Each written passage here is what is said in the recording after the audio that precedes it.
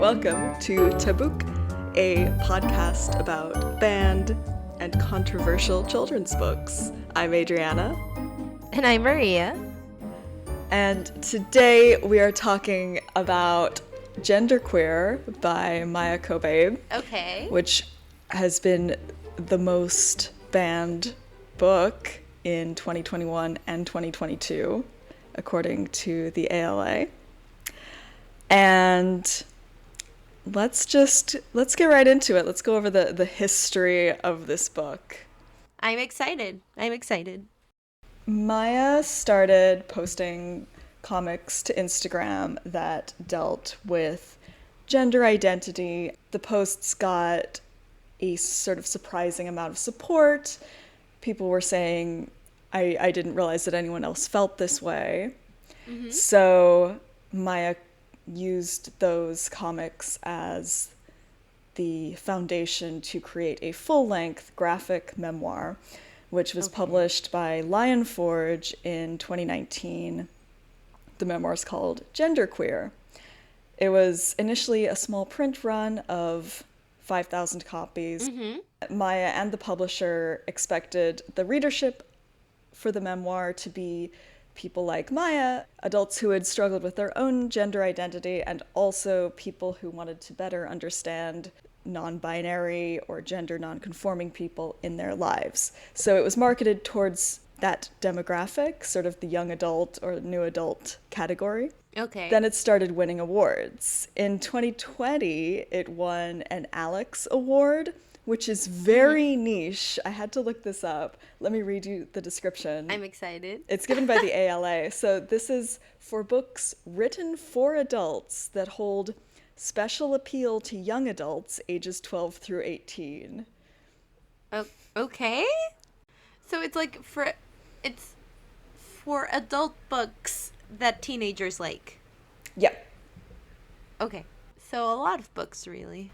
So as a result of that award, the memoir started being picked up by schools and public libraries to stock in their teen sections. And the age demographic that it was marketed to started tilting downwards from the publisher's original plan. At Barnes & Noble, it's listed as being for readers sort of 15 and up, although Amazon still has it listed as 18 and up. Okay. So what happens in the book that makes it like adult? Is it explicit? It is explicit. It is the story of Maia's grappling with her changing body and perception of gender, and there's graphic depictions of menstrual blood, sex acts, masturbation, sexual fantasies, all that stuff. I will say that Maia does not make any of the sexual content look like desirable. It's not porn. It really feels like Maia is like an anthropologist who's struggling to understand an alien culture and is sort of guiding you through this exploration. But obviously all of these, this is a graphic memoir, it's illustrated, so all of these images can be pulled out and displayed without context, without understanding what the story's about, and so they're obviously kind of shocking if you don't understand like the situation, especially if you hear like, hey, like this depiction of like a blowjob is in a school library. Oh. Especially if, like, as we've seen, a lot of parents out there think that all books are instruction manuals. So if you have that mindset already, then yeah, this is going to shock and appall you. Yes. Books, as we know, are instruction manuals. That's the one thing I've learned from this podcast. I mean, this book does not contain small furry creatures, but other than that, I can absolutely see how it would horrify certain people. So this book, as it picked up popularity, became a major target of right-wingers across America. It was removed by law, like by decree from governors in North and South Carolina, in Texas, in Virginia. South Carolina Governor Henry McMaster and short Florida man Ron DeSantis both called it obscene and pornographic. Of And course. in 2021, the book achieved the status of becoming the most banned book in America. Another group of people who hated it was Moms for Liberty. Surprise! Which obviously we know them because they won an Anthony Award for Most Unhinged Hate Group. So Moms for Liberty had just a list of books that they wanted to get banned, that they circulated among the members, like the little weasels that they are, and this one was on that list. They hounded school boards to get the book banned from schools. In their defense, there are no threesomes in this book, so maybe they just couldn't see themselves in the characters, you know? Exactly. PEN America and the ALA have both pointed out that this is obviously part of a larger attack on LGBTQ rights and queer stories. This came alongside a ton of anti-trans legislation, a ton of anti-queer legislation, making it illegal to discuss sexuality in schools, preventing trans kids from getting medical care, that kind of thing. So it's easy to see that this particular obsession with this book and the banning of it is part of the same sort of wave of hate. What's really interesting to me is that there's sort of a snowball effect. So this book was banned in a ton of libraries and school districts, but at a certain point, the book started being banned preemptively. So not because of any formal complaints or because of any laws against it, but just because librarians were scared that parents would complain. So the book became so controversial that it was just Shunned. Yeah, librarians were just scared to have it. And I think that's like a really alarming development. I mean, yeah.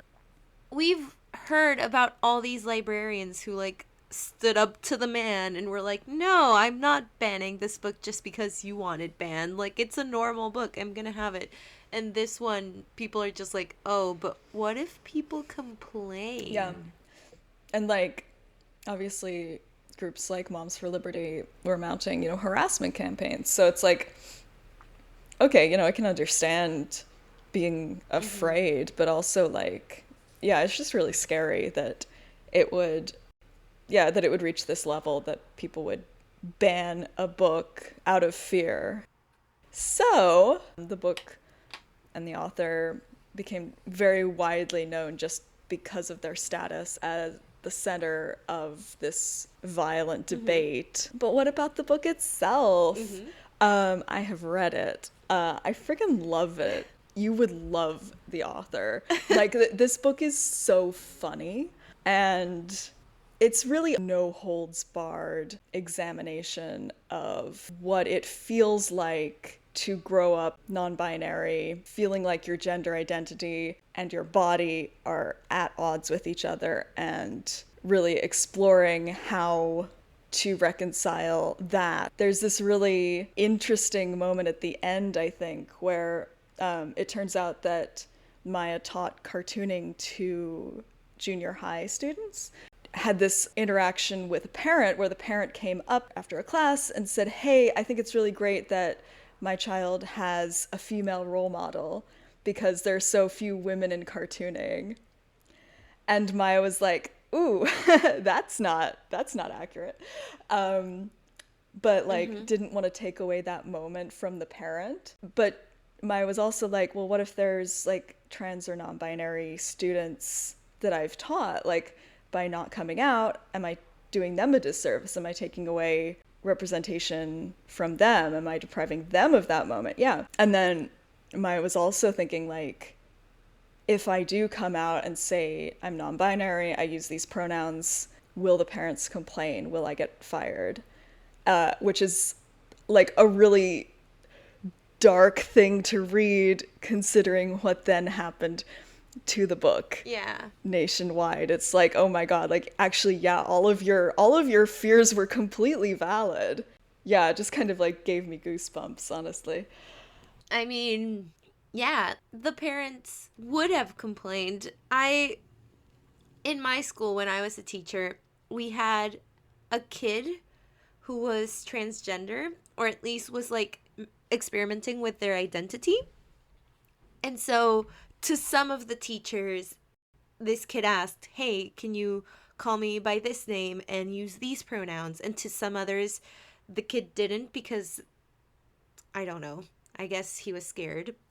Yes. I feel like you get a sense of like some people are just more of the vibe than other people for sure. Yeah.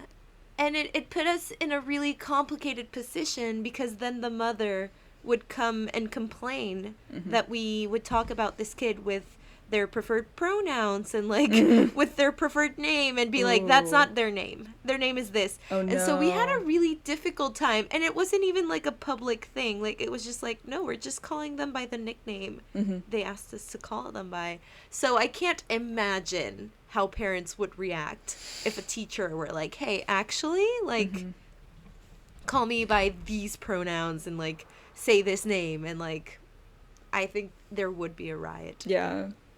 Yeah.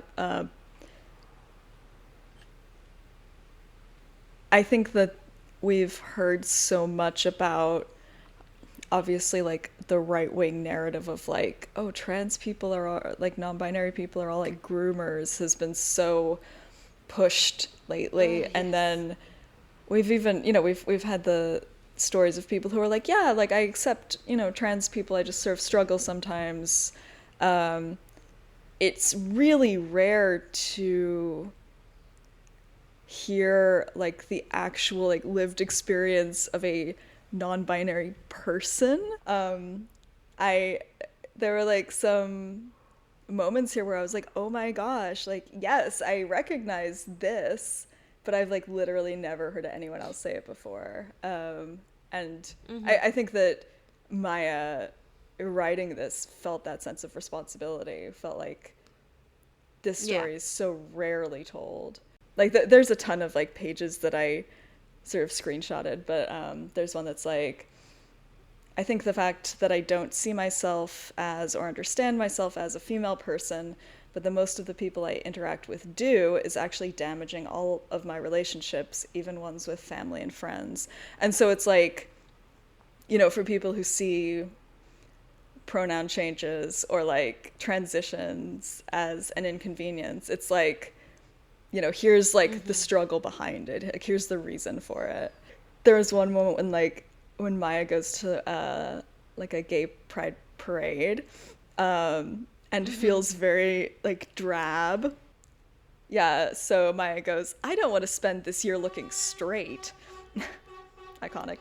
But how do I look Of more course. queer, specifically more genderqueer? I love florals, I love colors, but all I own are jeans and t-shirts in boring, solid colors. How did I end up with the wardrobe of a bland teenage boy? I want to define myself by what I am instead of what I am not. What would I wear if money were no object? Well, that's easy. Alexander McQueen. I just love it. Of course. There's also like just a bunch of really just lovely descriptions of gender. There's Maya writes, I began to think of gender less as a scale and more as a landscape.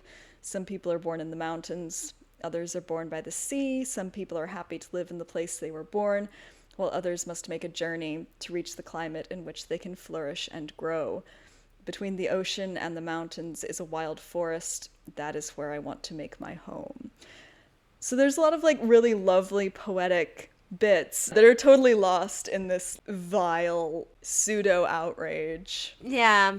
The whole, oh, this is a porn book. Because I have not Yeah. read the book, but Adriana shared it with me, and there's a lot of comments just being like, we don't hate it because it's trans. We hate it because it's porn. And I'm like, well, I've been leafing through it. I have Right. not found a single porny page. Sorry, sir.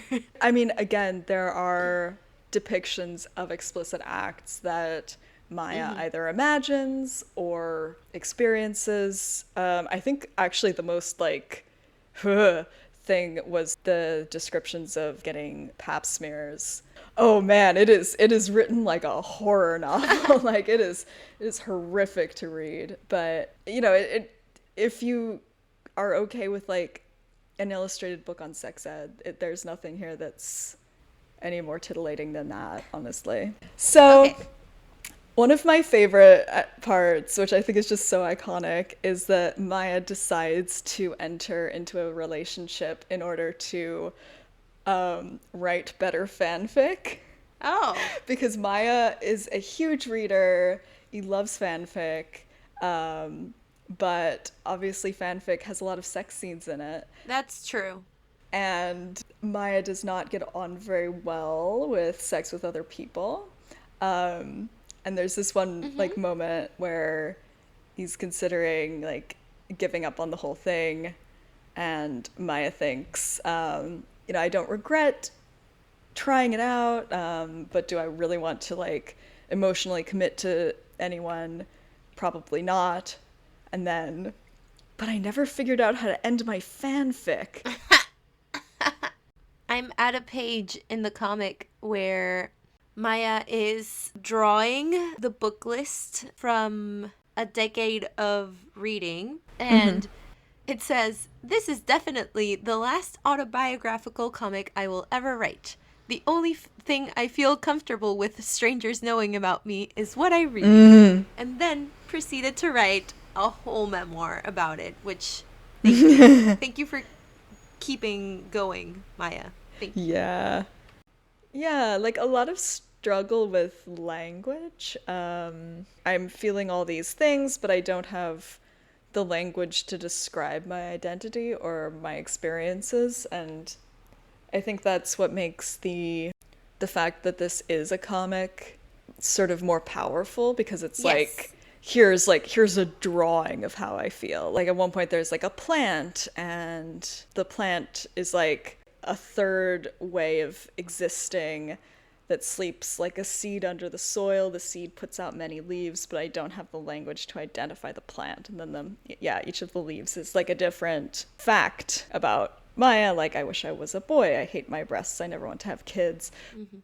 What is this plant? I think that's really just super effective. Also, sorry, I just reached this part of the book. You never told me Maia got sucked into fan fiction or like fandom life because of One Direction. I'm shocked that One Direction was airway in. Was it One Direction fanfic? I'm not sure. Yes, I think it was. Which real person fan fiction is sort of iffy on the moral scale, so I'm just like, I'm shocked. To be fair, everyone was doing it. Like, I don't blame Maia for doing real person fan fiction. And I'm sure Maia doesn't do it anymore, but yeah, like, please don't delve into that. So, yeah, that was Genderqueer by Maia Kobabe. I really recommend reading it. Definitely buy a copy if you can. Support the author. It's worth taking the effort, if you haven't already, to seek out this person's experience, because it's really well explained.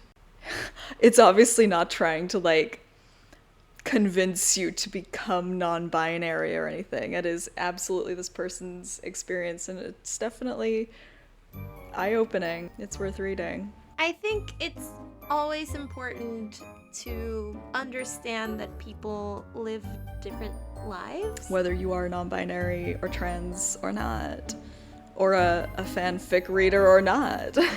If you are a fanfic reader, please stop reading about real people. There's so much fan fiction about fake people. Just read that. Thank you for listening as we delve through banned children's books throughout history. Yes. To the modern day. New and old. We'll see you soon. We'll see you next week. Bye.